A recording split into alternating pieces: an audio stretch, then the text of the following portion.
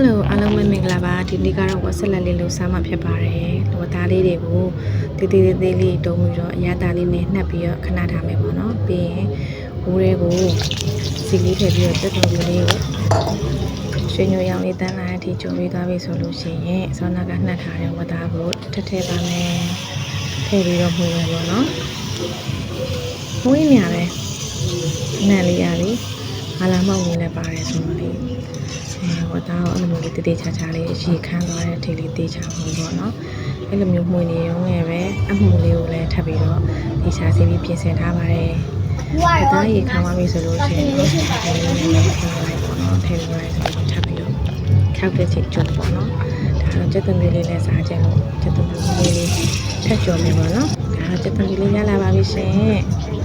အချင်းတော့ငါးမုံလေးလည်းရှိလို့တော်တော်ကောင်းတယ်ကြော်လိုက်တယ်ဒါတော့ရောင်မပြောထားတဲ့ခြေပေါ့နော်ချမ်းကောင်းတယ်ခောက်ဆွဲလေးလည်းပါသေးတယ်ဒါစားကြလို့စောင့်နေတဲ့ဖွဲရပါရန်ဘိုက်တွေလည်းစားနေပြီပေါ့နော်